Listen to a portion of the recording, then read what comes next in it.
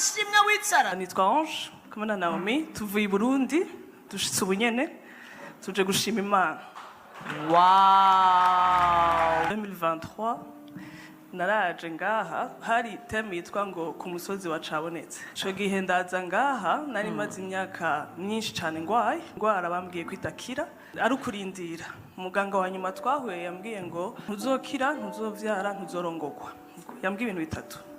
Akibimbwira ndamubwira nti turemeranije ko science ibyanse ati ariko je ndagiye gusenga kandi nzogaruka Imana yanje senga yarankijije.